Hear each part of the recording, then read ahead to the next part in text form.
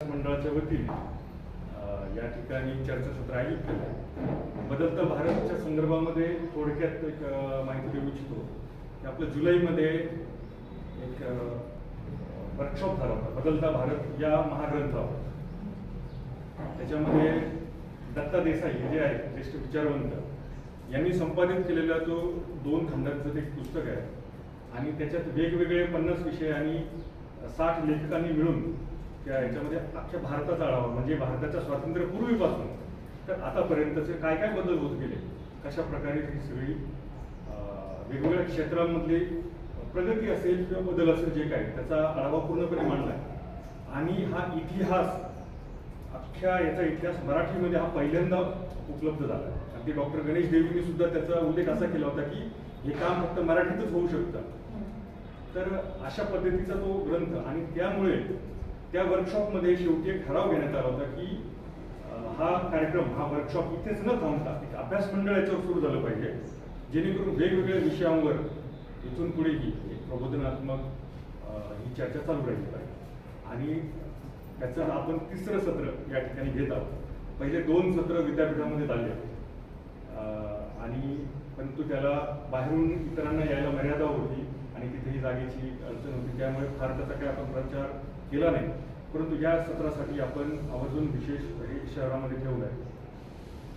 तर याच्यामध्ये जीवसृष्टीची उत्क्रांती उकल आणि शंका निरसन या विषयावर प्राध्यापक डॉक्टर सुनीती धारवाडकर मॅडम यांचा आपण हे चर्चासत्र ठेवले. या विषयावर त्यांची अनेक पुस्तकं सुद्धा आहेत आणि पुस्तकं या ठिकाणी आपण ठेवलेली ती विक्रीला सुद्धा उपलब्ध आहेत. त्यांचा त्याच्यातला गाढा अभ्यास आहे मानववंशशास्त्र आणि याच्याशी संबंधित. तर आपण या विषयाला इथे सुरुवात करूया. याच्या मागची पार्श्वभूमी एक होती की बऱ्याचदा वैज्ञानिक दृष्टिकोन अंधश्रद्धा श्रद्धा या सगळ्या गोष्टींवर चर्चा होत असते. परंतु हे होत असताना नेमकं काय हे काय नाही आहे याच्यावर चर्चा होते. परंतु नेमकं काय आहे हे जाणून घेणं आणि याच्यावर प्रचार करणं प्रसार करणं अभ्यास करणं हे गरजेचं वाटलं म्हणून हा विषय आपण या ठिकाणी ठेवला. तर मी मॅडमना विनंती करतो की त्यांनी विषयाला सुरुवात. धन्यवाद. सर्वप्रथम मी संयोजकांचे आभार मानते की मला या विषयावर बोलण्याची संधी दिली. आणि आजचा विषय उत्क्रांती हा जरासा प्रत्येकाला असं काय व उत्क्रांती असं वाटत असतं. विज्ञानाचे असतील विद्यार्थी त्यांना माहिती असतं आणि सर्वसाधारण माणसाला याच्याबद्दल उत्सुकता असते. सर्वांनी उत्क्रांती म्हटल्यावर हे नाव तर ऐकले चार्ल्स डार्विन.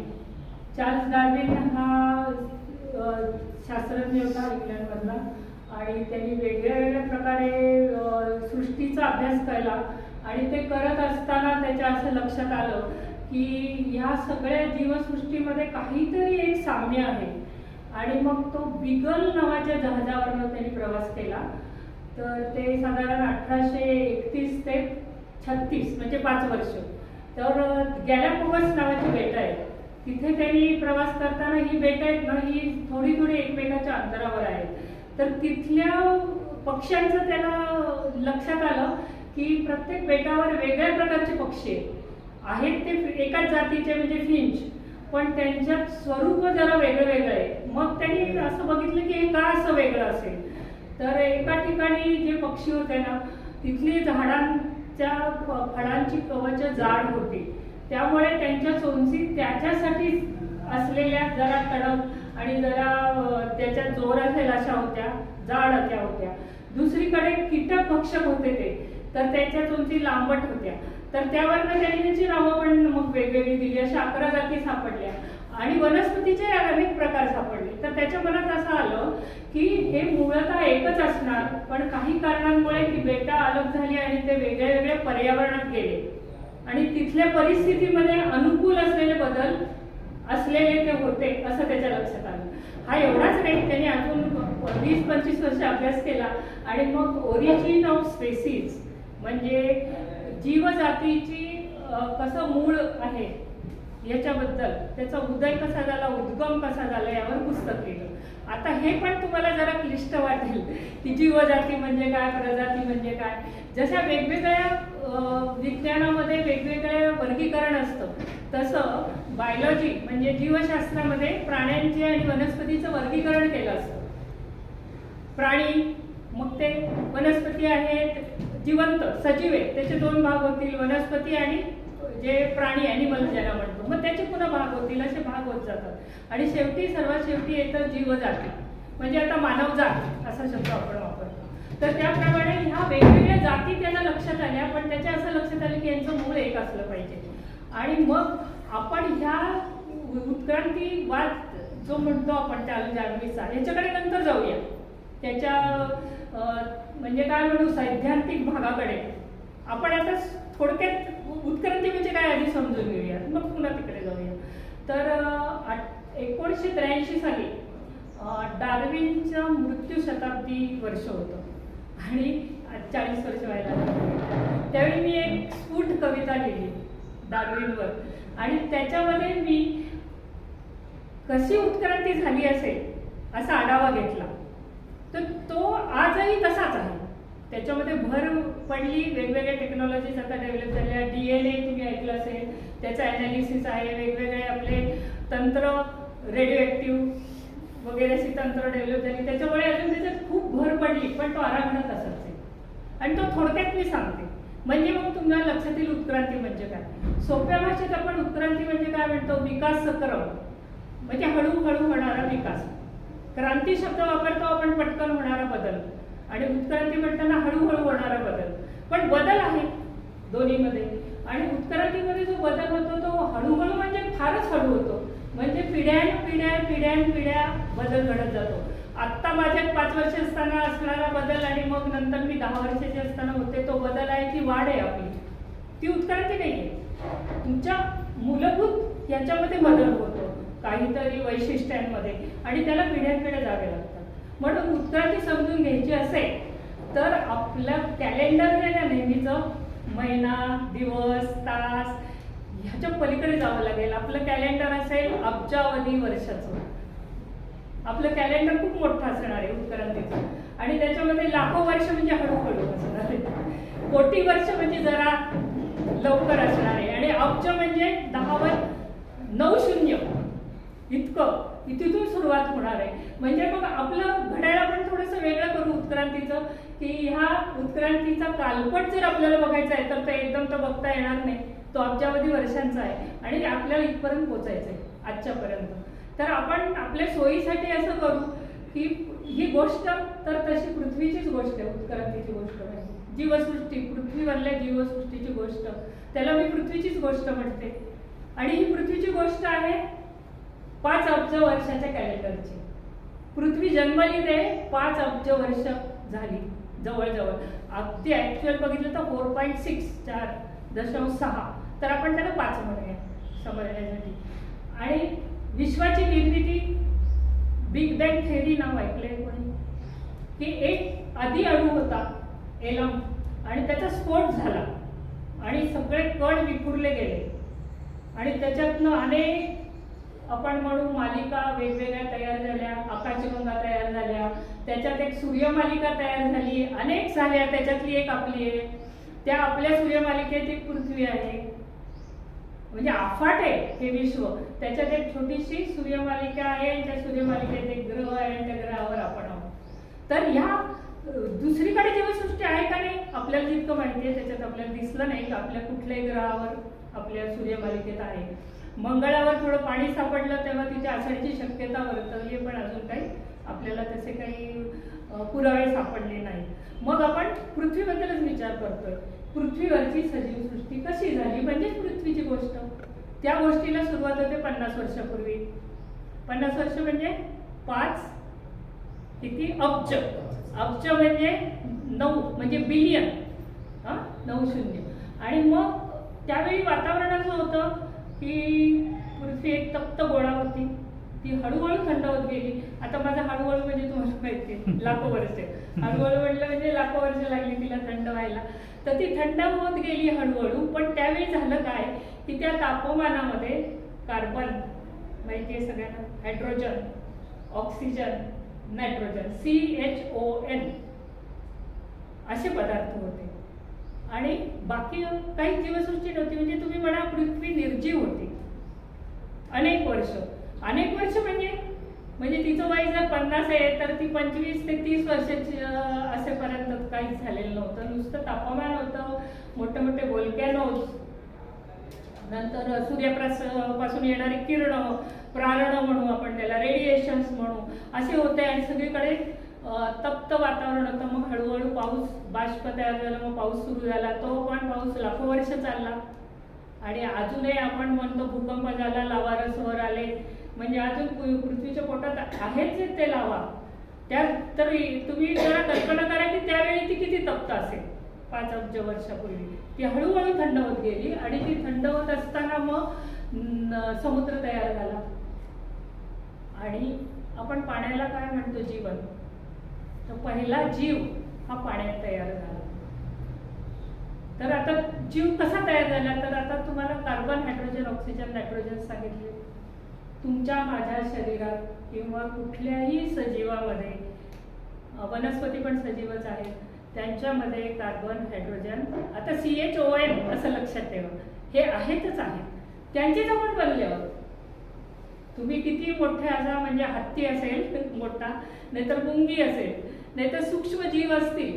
आता आपण करोना ऐकलेलं आहे, तर त्याचा जो विषाणू आहे, व्हायरस, तो असेल, किंवा आपल्या डोळ्यांनी न दिसणारं, म्हणजे मायक्रोस्कोप खालीच दिसणारे सूक्ष्म जंतू असतील, किंवा उडणारे पक्षी असतील. कुठल्याही प्रकारचा सजीव हा केवळ CHON, आणि हे तर आहेच आहे, अजून फॉस्फरस असेल, सल्फर असेल, अजून काही असतील, पण हे सगळे निर्जीव पदार्थ आहेत. आता तुम्हाला खरंच धक्का बसला असेल की आपण सजीव आहोत, पण आपण कशातनं बनलेलो आहोत, या पदार्थांपासून बनलोय. मग आपण जिवंत का म्हणायचं?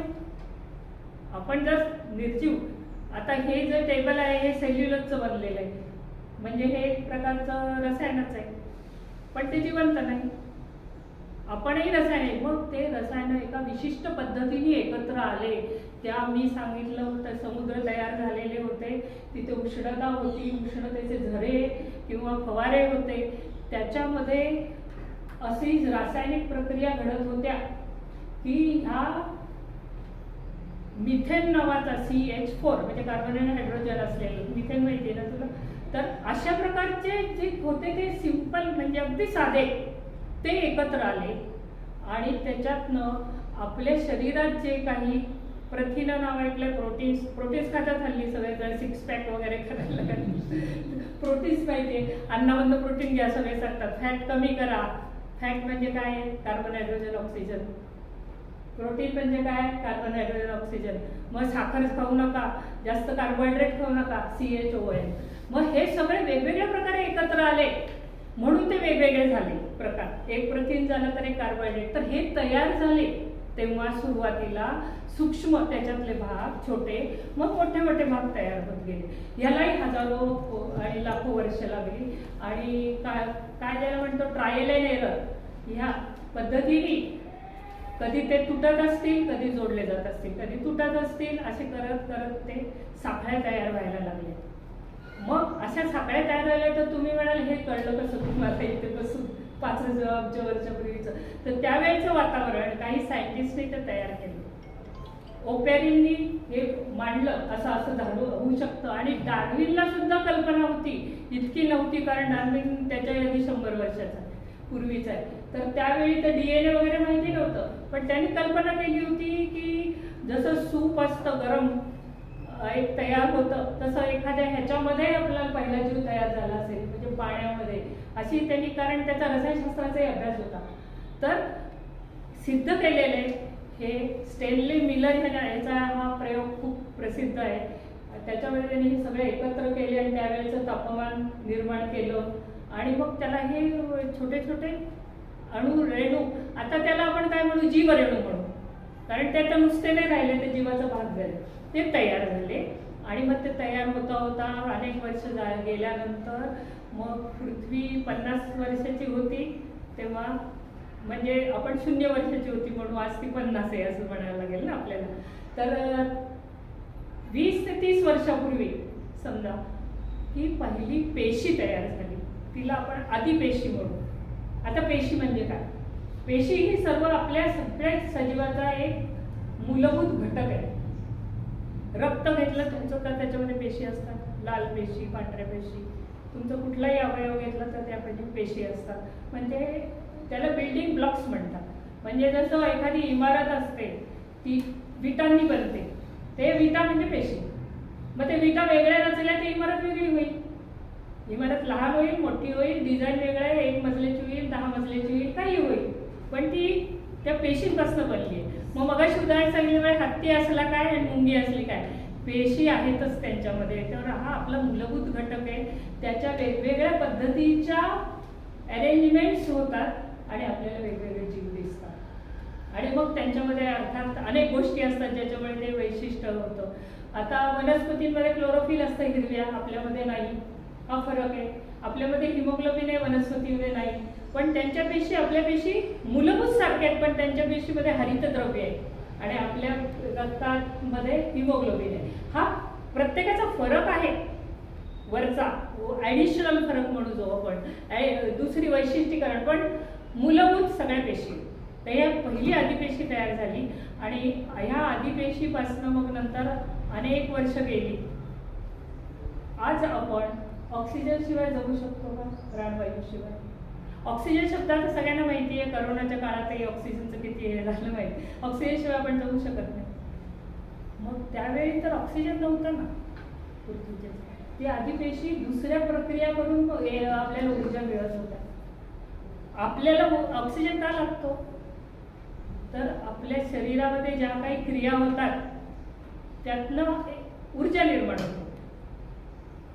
ती ऊर्जा निर्माण करायला ऑक्सिजन लागतो. नाही तर आपल्याकडे अशी काही व्यवस्था नाही आहे की दुसरी काही आपण क्रिया करू, आपल्याला त्याच्याशिवाय मिळत नाही. पण बाकीच्या काही अशा आहेत वनस्पती किंवा हे आपल्या जीवाणू की जे ऑक्सिजन शिवाय जगतात, कारण ते दुसऱ्या प्रक्रिया करतात, रासायनिक क्रिया करतात आणि ऊर्जा मिळवतात. शेवटी काय आहे, आपल्याला ऊर्जा मिळाल्याशिवाय आपण जगू शकणार नाही. आपल्याला ऊर्जा कुठून मिळते? झालं मला ऊर्जा मिळाली म्हणले की मिळते का? जेवावं लागतंच.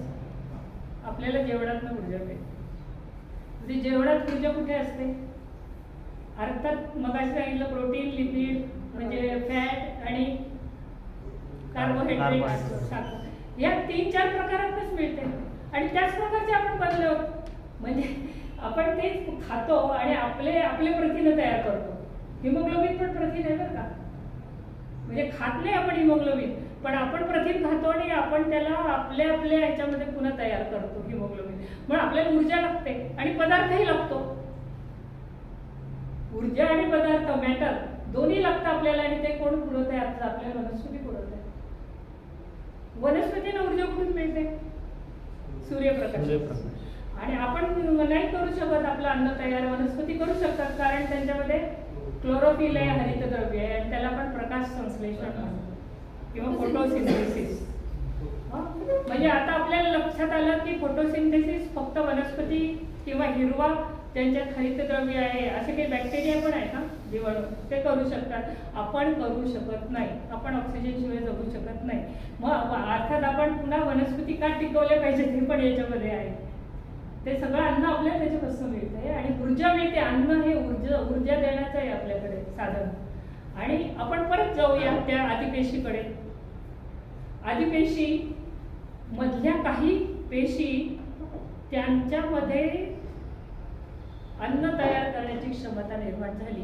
प्रकाशाची ऊर्जा घेऊन प्रकाश संश्लेषण करण्याची क्षमता झाली.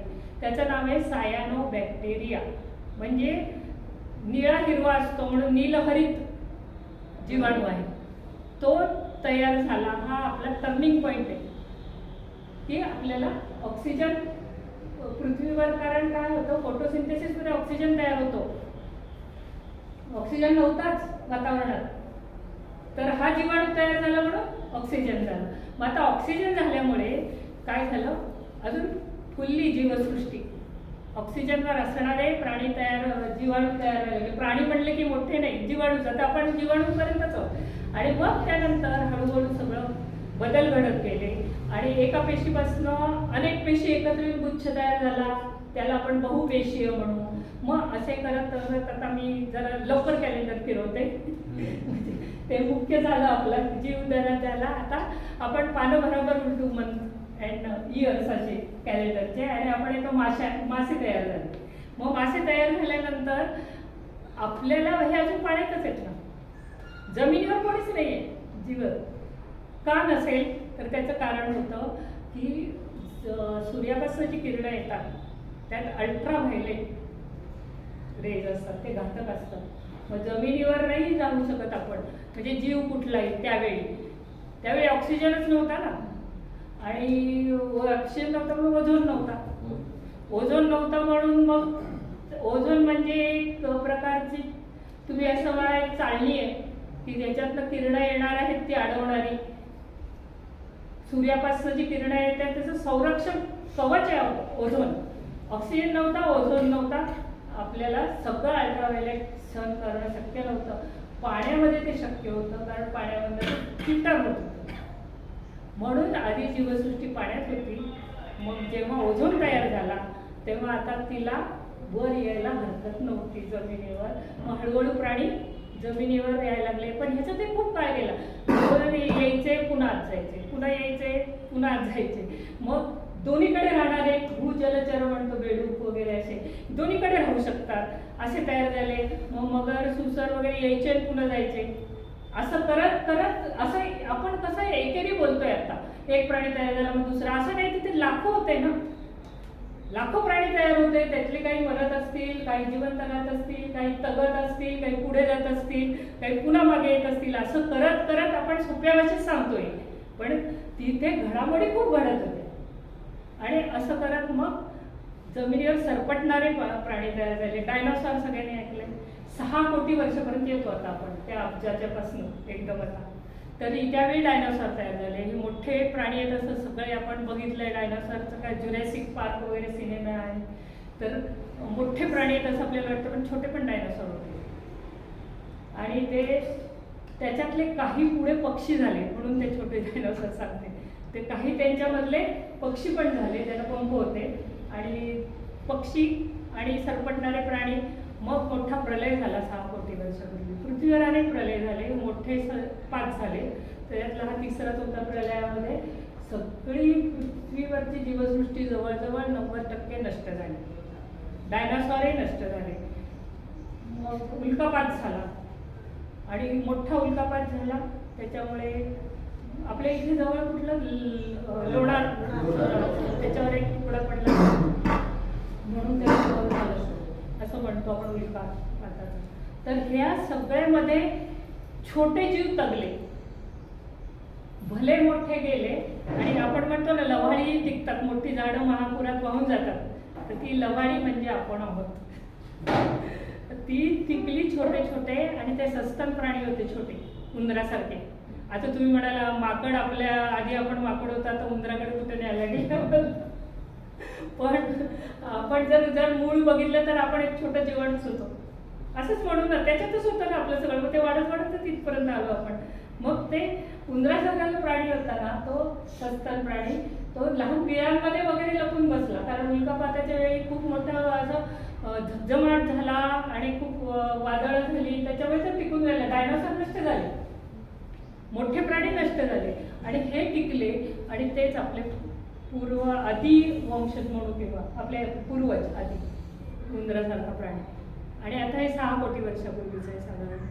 मग नंतर हा सस्तन प्राण्याची उत्क्रांती होत होत माणसापर्यंत आलो आपण. डायनॉसॉर नष्ट झाले तर आपल्याला फायदा झाला. आता आपला शत्रू पण नष्ट झाला, आणि आपल्याला वावरता आलं त्या उंदराला.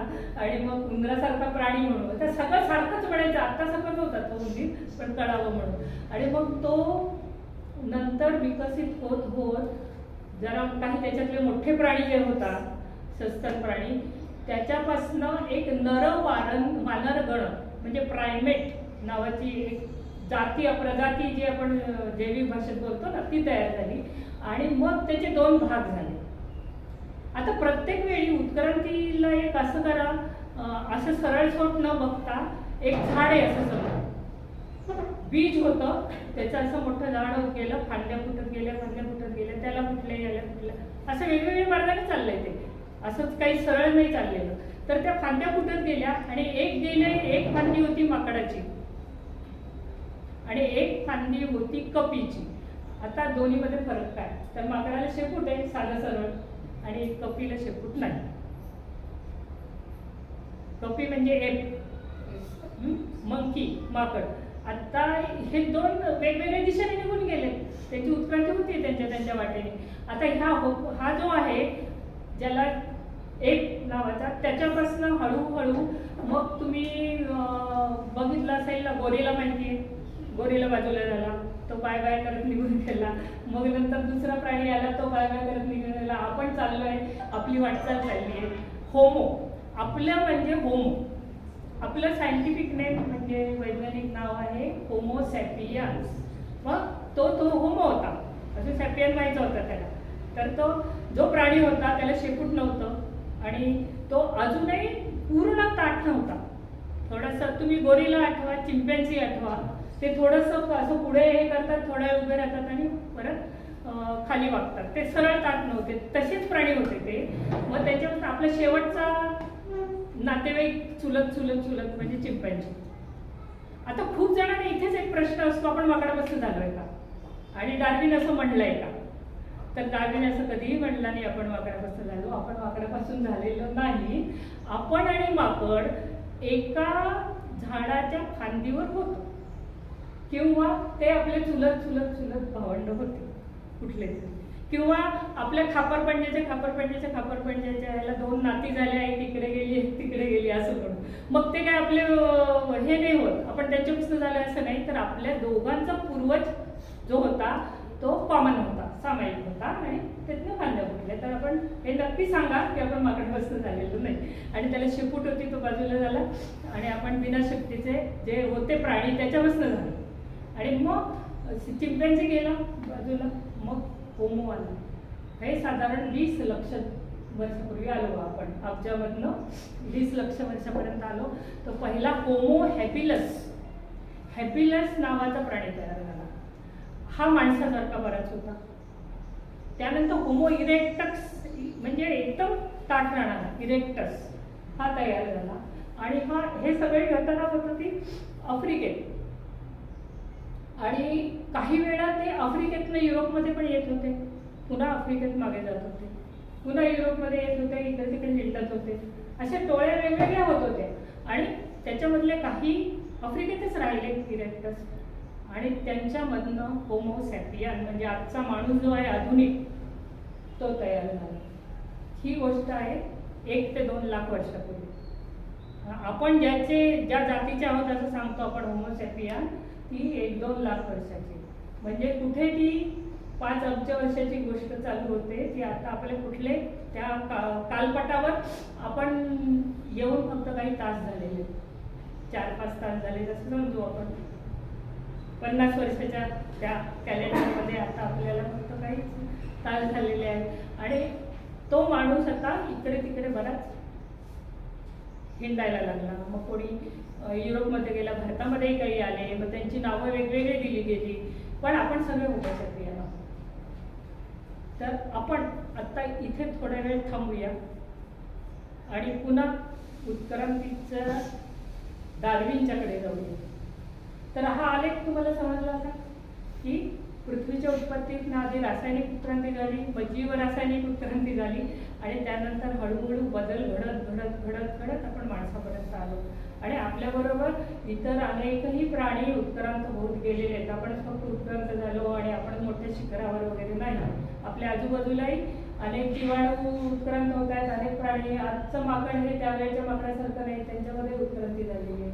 तर प्रत्येक प्राण्यामध्ये होत गेलेले आहे, बदल होत गेलेले आहेत. आणि हा बदल होतोय तो कशामुळे झाला आहे, तर त्या परिस्थितीला अनुकूल असलेले बदल घडत आले.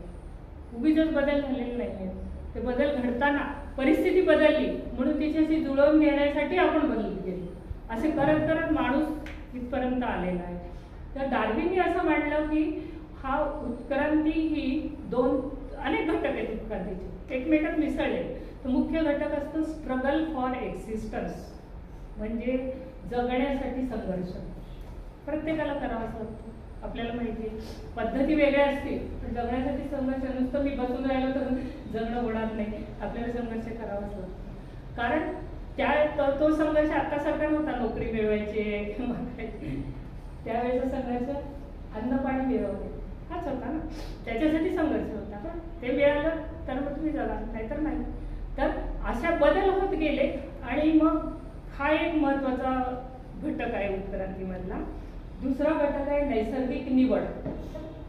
नैसर्गिक निवड म्हणजे नॅचरल सिलेक्शन. म्हणजे निसर्ग निवड नाही करत, पण त्याचा एक दबाव असतो, त्याच्यामुळे निवड होते. पण मग निवड होते म्हणजे काय, तर समजा एखाद्या जीवाणूचे 4-5 प्रकार आहेत. छोटे छोटे जीवाणू आहेत, त्यांचे 4-5 प्रकार आहेत. त्याच्यातलं परिस्थिती बदलली, परिस्थिती बदलतच होती सारखी. तुम्हाला माहिती आहे आतमध्ये पृथ्वीचा तो रस सारखा हलतोय, भूकंप होत आहेत, काही बेटं जवळ येत आहेत, काही आपण म्हणतो जे खंड आहेत ते जवळ येत होते, लांब जात होते. आजच्यासारखी भौगोलिक परिस्थिती नव्हती, वेगळी होती, ती सारखी बदलत गेली आहे. तर त्यावेळी हवामानही बदलत होतं, सगळंच बदलत होतं. ते बदलायला जुळून घेण्यासाठी ते बदलत होते. त्याच्यामधला जो जास्त जुळवून घेणारा असेल त्याची निवड होईल ना ऑटोमॅटिक. जो बदलत आहे आणि जो बदलाला जुळवून घेत आहे तोच जगेल आणि तोच तगेल. त्याला दुसऱ्या भाषेत नैसर्गिक निवड म्हणतात. उदाहरणार्थ आपल्याला दिसून येतं असं, बरं का, अनेक गोष्टी तर आपण पाहूच शकत नाही, तर दिसून येतं असं की इंग्लंडमध्ये इंडस्ट्रियल रेव्होल्युशन झालं, जेव्हा इंडस्ट्रीज तयार झाल्या आणि धूर खूप यायला लागला, तो झाडांवर साठायला लागला आणि झाडांच्या फळाचा रंग साधारण असा राखाडी वगैरे व्हायला लागला. तर त्याआधी ज्या पागोळ्या असतात तर त्यांचा रंग आधी झाडाचा जो खोड असतं त्याच्या रंगासारखा फिकट होता, म्हणजे की त्यांना शत्रू मारणार नाही. ते त्याच्यामध्ये आपण म्हणतो सरडा रंग बदलतो, तसं त्यांचा रंग त्याच्याशी जुळून येणार होता, म्हणून त्या स्वतःला संरक्षण म्हणून तो रंग होता. पण जेव्हा धूर साठायला लागला तेव्हा झाडांच्या फळांचा रंग बदलला, तर त्याच्यातल्या काही पाकळ्यांचा रंग बदलला आणि त्या करड्या रंगाच्या झाल्या. मग करड्या रंगाच्या ह्यांना जास्त जगायला लागल्या, कारण आता त्यांना संरक्षण मिळायला लागलं शत्रूपासून, कारण त्यांचा रंग जुळतोय ना आता खोडाशी रंग जुळला म्हणजे ते शत्रूला दिसणार नाही पटकन, आणि म्हणून त्या जगल्या. मग त्या जगल्या आणि ह्या हळूहळू कमी झाल्या. मग ह्याला म्हणायचं यांची निवड झाली. निवड म्हणजे असं काही झालं ह्याची निवड झाली असं नाही, तर जो जुळवून घेतो तो तपतो, तो वाढतो, त्यांची लोकसंख्या वाढते आणि बाकीचे हळूहळू नाश पावतात. एक छोटंसं उदाहरण आहे, एकदम त्याच्याशी बरोबर नाही आहे पण लक्षात येण्यासारखं. आता मी म्हणलं शेपूट होती माकडाला आणि एपला नव्हती, मग ह्या एपची शेपूट का गळाली, तर आता काय झालं, खूप झाडीवर राहत होते आधी, तेव्हा शेपटाचा उपयोग माकडांना उडी मारताना पकडून ठेवताना असा होत होता. पण झाडी हळूहळू नष्ट व्हायला लागली, या पर्यावरणात बदल झाला आणि त्यांना खालीच यावं लागलं. त्या भागातल्या माकडांना, जे माकड आपण ज्याला म्हणू ते, त्यांना खाली जाणं गरजेचं पडलं कारण झाडं कमी झाली. मग सूर्यप्रकाशामध्ये चालणं जावंच लागलं, म्हणून हळूहळू ते सरळ झाले आणि त्यांच्या शेपटीचा काहीच उपयोग नव्हता, म्हणून ती गळून गेली असं आपण म्हणतो. पण गळून गेली एकदम नाही, हजारो लाखो वर्षांमध्ये ती प्रक्रिया घडली आणि ती शेपटी नष्ट झाली असं म्हणून, लयाला गेली असं म्हणून. अजूनही माकडहाड आहे जिथे शेपटीची आपली जागा आहे, ते माकडहाड, कारण ते जायला अजून अनेक लाखो वर्ष लागतील. अक्कलदाड काही जणांना असते, काही जणांना नसते म्हणतात, किंवा काही जणांना दिसते. तर अक्कलदाडीचा उपयोग म्हणजे पूर्वी आपला जवळा मोठा होता त्यावेळी तिचा उपयोग होता. मग हळूहळू आपला जवळा लहान होत गेला कारण आपण अन्न शिजवायला लागलो, मग मोठ्या जवळ्याची गरज नव्हती, असं एकात एक येते. आणि म्हणून मग अक्कलदाडीची आज गरज नाहीये, म्हणून आपण ती म्हणजे काढून टाका. मग ती हळूहळू काही वर्षांनी अक्कलदाड येणारच नाही कोणाला. अक्कल येईल पण अक्कलदाड येईल. तर अशा प्रकारे बदल घडत असतात. हेच डार्विनने वेगळ्या शब्दांमध्ये सांगितलं, जरा तांत्रिक भाषेत सांगितलं की नैसर्गिक निवड याच्यामधनं हे घडतं. आता झालं काय की एक अर्थशास्त्रज्ञ होता स्पेन्सर म्हणून, त्यांनी डार्विनचं जेव्हा वाचलं हे नैसर्गिक निवड आणि हे, तर त्यांनी त्याच्या भाषेतला शब्द वापरला तिथे, सर्वायवल ऑफ द फिटेस्ट. म्हणजे जो फिट आहे त्याचा अर्थ आपण नंतर काय केलं, बळी तो कानपिळी, म्हणजे जो फिट आहे म्हणजे बलशाली आहे तोच जगेल. आणि आपण त्याचा दुरुपयोग पण केला की जो बलवान आहे तो जगायला योग्य आहे, बाकीचे दुर्बल आहेत ते नाहीत वगैरे, हे आपण सोशॉलॉजीमध्ये आणलं विज्ञान इकडचं. पण त्याला काही अर्थ नाही, डार्विनने असा काही शब्द वापरलेला नाही, सर्वायवल वगैरे. त्यांनी सर्वायवल ऑफ द फिटेस्ट नाही, स्ट्रगल फॉर एक्झिस्टन्स वगैरे आणि नॅचरल सिलेक्शन असे शब्द वापरले. तर नैसर्गिक निवडीच्या वेळी हा शब्द वापरला गेला आणि त्यामुळे गैरसमज झाले बरोबर आणि त्याचा उपयोगही असा झाला, म्हणून इथे ते मी नमूद करते. तर आता एक फक्त छोटीशी गोष्ट अशी आहे की हे बदल वेगवेगळ्या प्रकारचे प्राणी का तयार झाले मुळात, म्हणजे बदल होत असला तरी तो बदल कशामुळे झाला, त्याला काहीतरी कारण असेल ना आतमध्ये शरीरात, आणि त्याचं कारण आहे DNA. म्हणजे आपला अनुवंशिक रेणू जो असतो, जो आपण म्हणू जनुकीय रेणू असतो, तो असतो DNA. आणि जेव्हा आईकडनं 23 गुणसूत्र येतात आणि वडिलांकडनं 23 येतात गुणसूत्र आणि ते मिक्स होतात, तर आपण पत्त्याचा कॅट जसा पिसतो तसं ते पिसतात. त्याच्यामध्ये कोणाचा काही कंट्रोल नसतो, ते पिसलं जातं. डाव कुठला येईल माहिती नाही, आपण खेळायला बसलो तर आपल्या हातात डाव काय येतो माहिती नाही पिसल्यावर पत्ते. तसं आई आणि वडिलांचे मिळून जे काही पत्ते पिसले जातात, म्हणून दोन भावंड सारखे असतात का, नाही, त्याचा डाव वेगळा असतो, याचा डाव वेगळा असतो. म्हणजे तुमच्यामध्ये फरक असतो, सारखेपणा असतो आणि फरकही असतो. आणि तो एक माणूस दुसऱ्या माणसासारखा नाही आहे, दिसायला पण नाही, त्याचा जेनेटिक मेकअप, पण 99.9% आपण सारखे आहोत. मग हा छोटासा 0.1% आहे ना, त्याच्यामध्ये हा सगळा फरक होतो. आणि हा फरक चांगला आहे या अर्थासाठी आपण म्हणतो ना, विविधता असली तर चांगलीच आहे, कारण ह्याच्यामध्ये नॅचरल सिलेक्शन पण चांगलं होईल, चांगले वेगवेगळ्या प्रकारचे गुण विस्तारित होतात.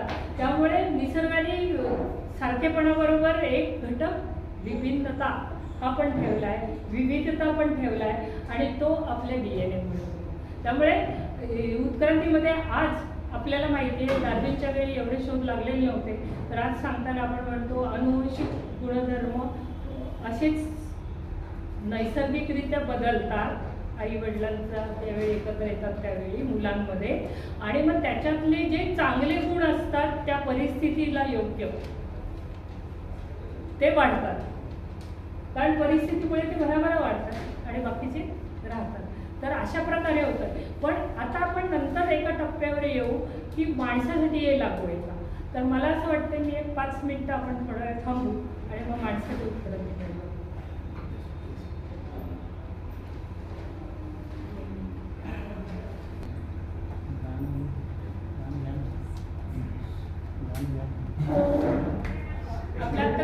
आहे हे दिसते ते तसेच काय, उलगडण्याला शिका, डोळे उघडून बघा गड्यांनो, झापड लावू नका, डोळे उघडून बघा गड्यांनो, झापड लावू नका.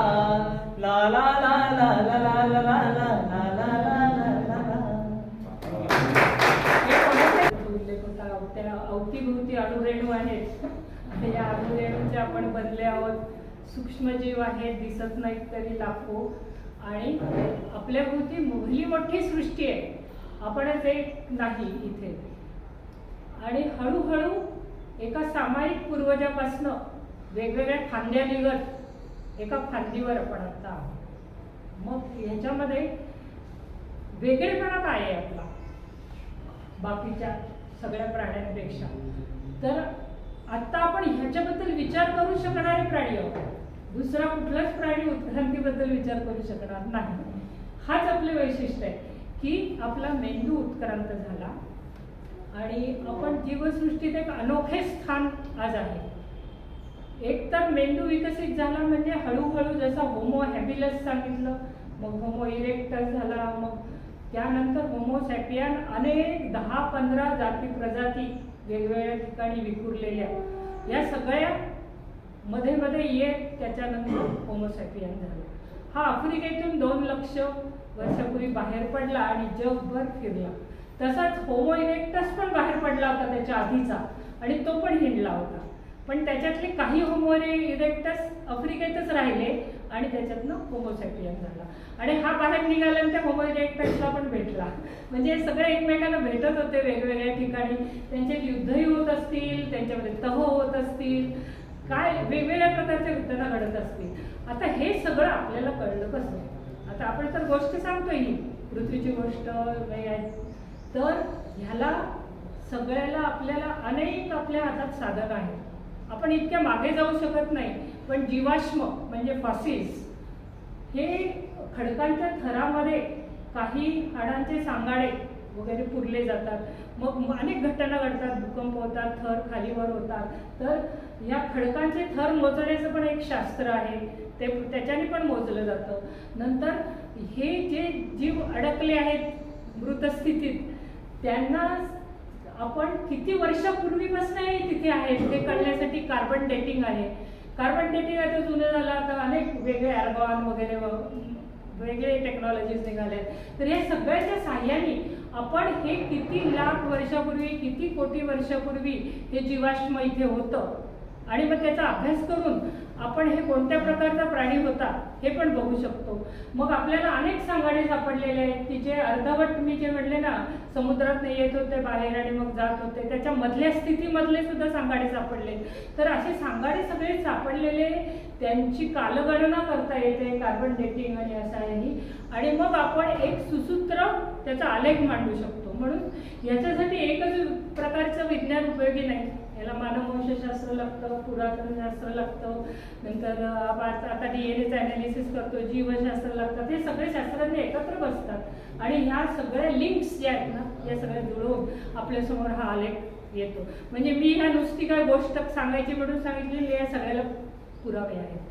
आणि हे मी फारच वरवरची गोष्ट सांगितली आहे, त्याचे खूप बारीक सारीक पुरावे असतात आणि प्रयोगशाळेत सुद्धा ते सिद्ध केलेलं आहे. त्यामुळे ह्यांच्या विरुद्धचा कुठलाही पुरावा नाही, सगळे याला सबळच पुरावे आहेत.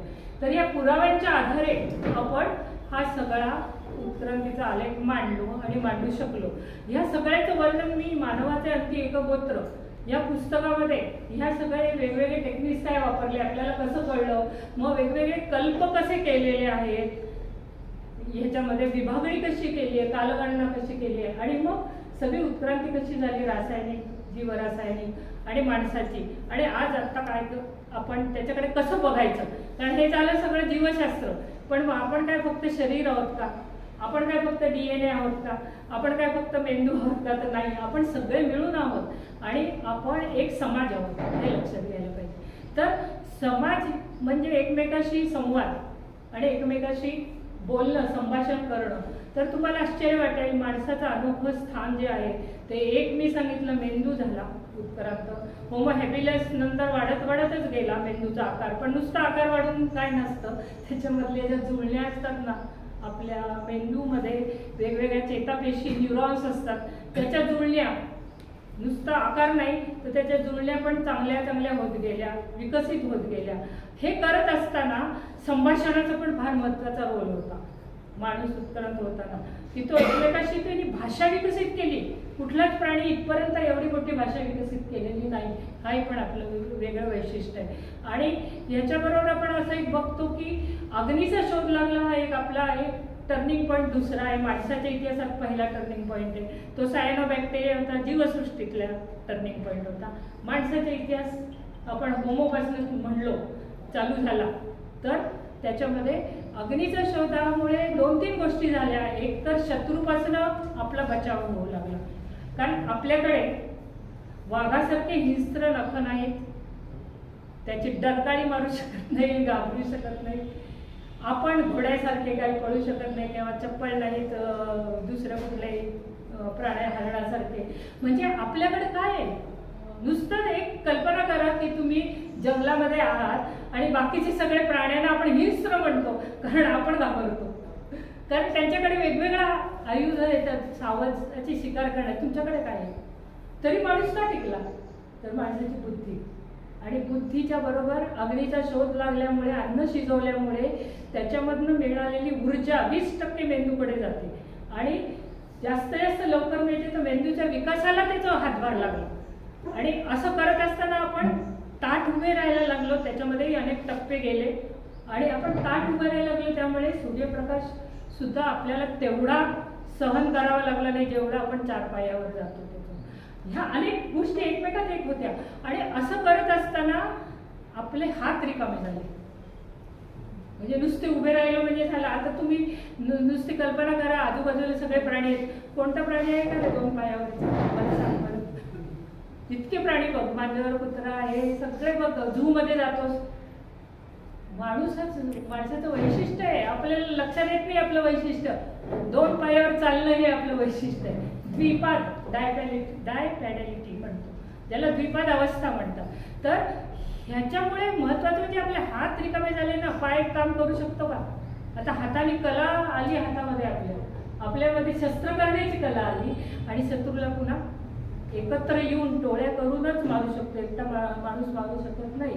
आणि हे लक्षात आलं, मग त्याच्यासाठी संभाषणाची गरज लक्षात आली. मग शत्रू आला हे एकमेकांना सांगण्याची गरज आली आणि मग ते बोलता बोलता म्हणजे त्यांनी भाषा विकसित झाली, मेंदू विकसित झाला, हात म्हणजे कला विकसित झाली, तंत्रज्ञान विकसित झालं हातामुळे. म्हणजे मेंदू, हात हे दोन्ही एकमेकात आहेत. ह्याचा विकास होतो तसा ह्याचा तंत्रज्ञानाचा विकास व्हायला लागला आणि त्याला मेंदू लागतो, विचारशक्ती लागते ते. तर अशा अजून अनेक गोष्टी आहेत आपल्या वैशिष्ट्य, पण या ठळक गोष्टी आहेत. तर ह्या जशा विकसित होत गेल्या तसा माणसाचा विकास जास्त जास्त होत गेला. आणि मग आज असा कुठलाही प्राणी नाही की जो कुठल्याही वातावरणात राहू शकेल. आपण कुठे कुठे राहतो बघा. आपण ऑस्ट्रेलियात राहतो, आपण थंड प्रदेशात राहतो, आपण आफ्रिकेत राहतो. मी त्यांना आपणच म्हणतो, आपणच आहोत, होमोसॅपियनच आहेत सगळे. आणि आपण भारतासारख्या उष्णकटिबंधीय देशात राहतो. म्हणजे आपण कुठल्याही तापमानात राहू शकतो. कारण आपण थंडी वाजली, अमेरिकेला गेले की तुम्ही कोट घालून जाता, कानाला सगळं बांधून जाता. कॅनडाला गेलात तर तिथे तुम्हाला थंडीपासून बचाव करू शकता. तुम्ही घरं बांधली, शेल्टर ज्याला म्हणतो, त्यामुळे ऊन वारा ह्याच्यापासून संरक्षण मिळालं. म्हणजे कुठलाच दुसरा प्राणी हे करू शकत नाही, म्हणून आपण तगलो. म्हणजे आपण बुद्धीचा आणि हाताचा आणि तंत्रज्ञानाचा दोन्हीचा वापर करून आपल्याला स्वतःला संरक्षित केलं आणि आपण समाज म्हणून विकसित झालो असा कुठलाही प्राणी राहिलेला नाही. हे आपलं अनोखे वैशिष्ट्य आहे. याला इतके 50 वर्ष आपल्या कॅलेंडरची, म्हणजे 5 अब्ज वर्षानंतर आपण या स्थितीला आलोय. आणि असं करताना सगळं काही प्रत्येक वेळी यश मिळालं असं नाही. आणि अनेक टक्के टोणपे खात कधी कधी आपली लोकसंख्या खूप कमी झाली आणि मग नंतर पुन्हा ती वाढायला लागली, कारण आपण हे सगळ्याचे शोध लावले. म्हणजे आपला मुख्य आता विचारशक्ती आपल्याकडे आहे आणि जाणीवेची जाणीव असणारा म्हणजे सॅपियन. सॅपियनचा अर्थ बुद्धिमान. होमो म्हणजे माणूस, तर बुद्धिमान सुबुद्ध माणूस असे आपण झालो. आणि आपल्या बुद्धिमान म्हणजे आपण जाणीवेची जाणीव आहे. म्हणजे आज आपल्याला कळते उत्क्रांती काय झाली, मी कोण आहे, मी कोण आहे असं नुसतं आपलं आध्यात्मिक किंवा ह्याच्यामध्ये फिलॉसॉफिकल उत्तर नाही, तर मी कोण आहे हे जाणून घेण्याचा आपण प्रयत्न करतोय. तर आपली बुद्धी एवढी विकसित होत आहे. ह्याच्याबरोबर आता आपण असा विचार करायला पाहिजे की आपलं असं सगळं जो विकास झालेला आहे बुद्धीचा, ह्याचा आपण आज उलटा तर नाही ना वापर करत. इथे आता आपण आलेलो, कारण आपणच समस्या निर्माण केल्या. आपण काय प्रदूषणाची समस्या आपण निर्माण केली. ते वातावरण आधी नव्हतं. आपण केमिकल्स तयार केली. पाणी, हवा, वाहनातनं कारखान्यातनं हवा प्रदूषित केली. कारखान्याच्या पाण्याने आपण पाणी प्रदूषित केलं, जमीन प्रदूषित केली, कीटकनाशकाचे फवारे त्याच्यातनं. म्हणजे रासायनिक प्रदूषणच आहे सगळं तसं बघितलं तर. एक आता आपलं नवीन आहे साऊंड पोल्युशन, नॉईज पोल्युशन, म्हणजे डीजे. आणि ह्याचे सुद्धा आपणच केले आणि ते कानाला आपल्या शरीराला घातक आहे. म्हणजे आपल्या शरीराला आणि आपल्याला घातक असलेल्या गोष्टींचा शोध आपणच लावला आणि आपल्या बुद्धी असल्यामुळे. पण आता त्या बुद्धीचं थोडंसं आपण काय म्हणू, आपण वेगळ्या बाजूने विचार करायला लागलो किंवा आपण असं म्हणू आपला साईड इफेक्ट झाला बुद्धीचा. तर आपल्याच हातात आहे की त्याचा चांगला उपयोग कसा करायचा. म्हणून माणसाची उत्क्रांती झाली ही फक्त शारीरिक नाही. तर आत्तापर्यंत आपण जी उत्क्रांती बघितली ती बायोलॉजिकल म्हणजे जीवशास्त्रीय, शारीरिक काय काय बदल झाले ह्याचंच वर्णन करतोय आपण. पण आपल्यात किती मानसिक आणि बौद्धिक आणि सांस्कृतिक बदल झालेले आहेत तर आपला जोर आता काही ह्या उत्क्रांतीवर नाही शारीरिक, आपला जोर आपल्या बौद्धिक उत्क्रांतीवर असला पाहिजे, आपल्या मानसिक उत्क्रांतीवर असला पाहिजे.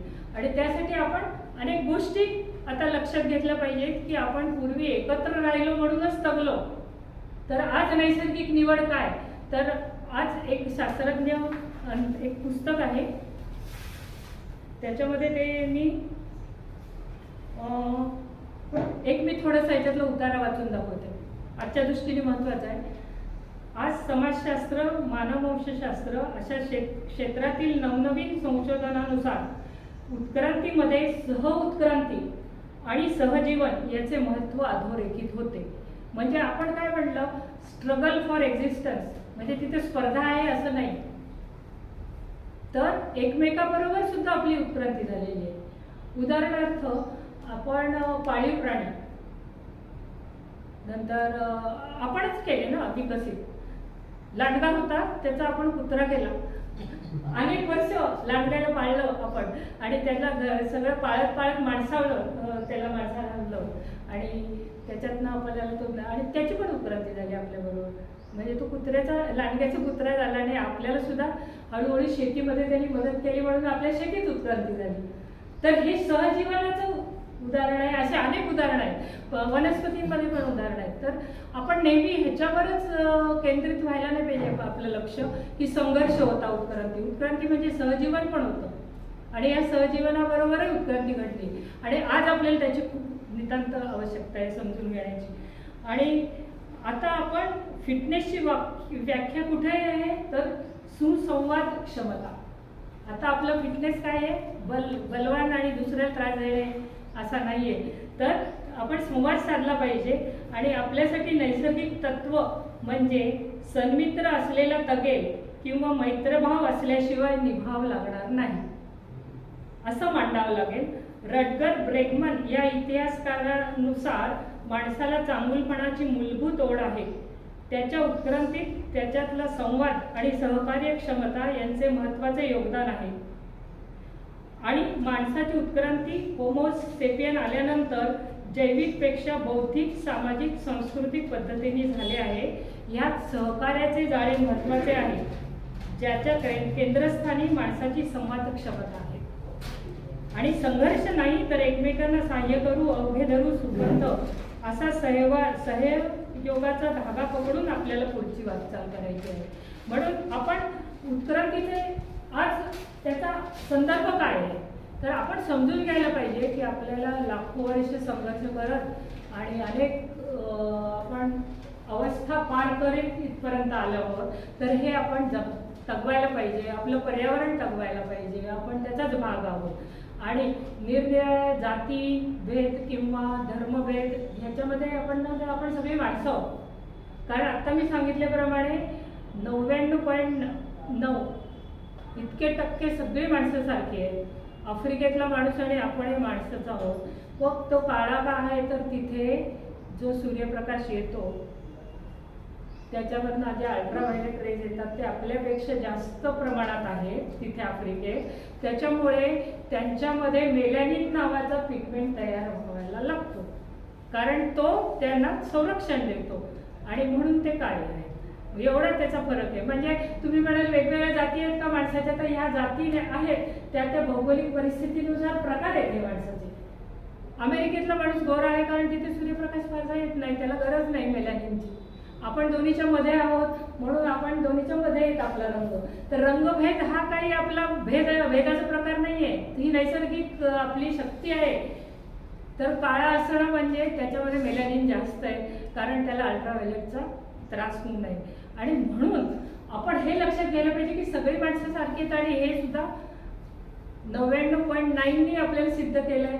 आपल्या भारतात सुद्धा वेगवेगळ्या स्थलांतराच्या लाटा आल्या, होमोसेपियन आला, त्यानंतर वेगवेगळ्या प्रदेशातनं लोक आले, त्यांचं सरमिसळ झाली आणि त्यांचं सुद्धा आपण जर ॲनालिसिस केलं तर आज असं दिसतंय की सगळी माणसं या माणसाचे पूर्वज एकच होते.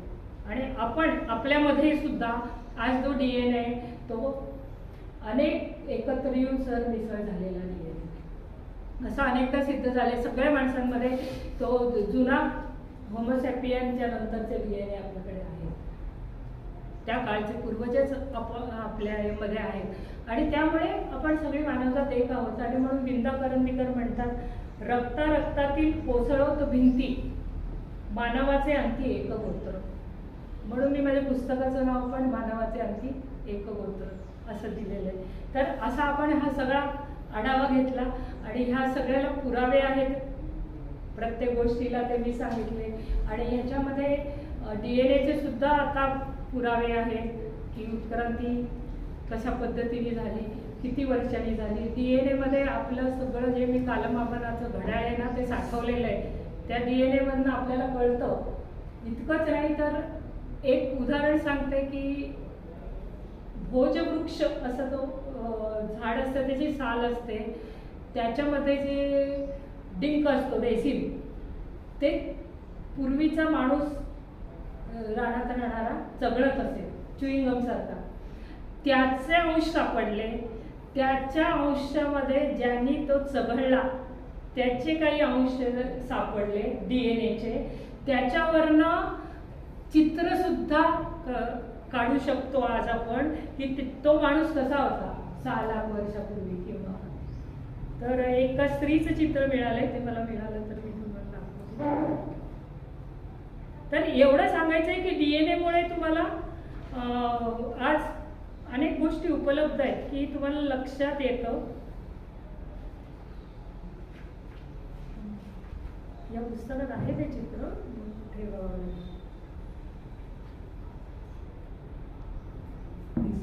नंतर दाखवते. तर अशा प्रकारे आता सगळे पुरावे या उत्क्रांतीवादाच्या बाजूनीच आहेत. अर्थात त्याच्यामध्ये भर टाकली गेलेली आहे. 100 वर्षापूर्वी जी काही परिस्थिती होती त्याच्यात आता बदल झालेला आहे म्हणून नवीन ज्ञानाची भर पडलेली आहे. पण असं कुठेही झालं नाही की तो उत्क्रांतीवाद हा असा नाही आहे किंवा अशा पद्धतीचा नाही. मी जो तुम्हाला आराखडा किंवा आलेख सांगितला त्या पद्धतीने उत्क्रांती आपण इथे येऊन पोहोचलो आहोत. तुम्हाला अजून एक आश्चर्य वाटेल की गर्भावस्थेमध्ये मासा असो नाहीतर वेगवेगळ्या प्रकारचे प्राणी असो, हे यांचा तुम्ही गर्भ तपासला तर त्यांची गर्भातली अवस्था सगळ्यांच्या सारखी दिसून येते. मग नंतर त्याच्यात बदल होतात, जेनेटिक असे जे बदल असतात त्याच्यामध्ये त्याची सुद्धा पुरावे मी सगळे आहे, त्याची चित्र पण याच्यामध्ये दिलेली. त्यामुळे तुम्हाला पुरावे ह्याच्यामध्ये आहेत. तुमच्या शंका सुद्धा आपण आत्ता काही असतील तर बघूया. तर उत्क्रांतीवादाचं तत्व आता आपण लक्षात ठेवूया की आपण सर्वजण सारखे आहोत हे तर आता नक्कीच आहे. आणि आपण मागचं का समजून घ्यायचं तर आपण वाटचालपर्यंत कशी केली आहे समजावं म्हणून. पण आपल्याला तिथेच अडकायचं नाही, आपल्याला पुढे जायचं आहे आणि आपली सांस्कृतिक उत्क्रांती कशी होईल त्याच्यावर लक्ष केंद्रित आहे. आपण सर्वांनी माझं शांतपणे ऐकून घेतलं. धन्यवाद.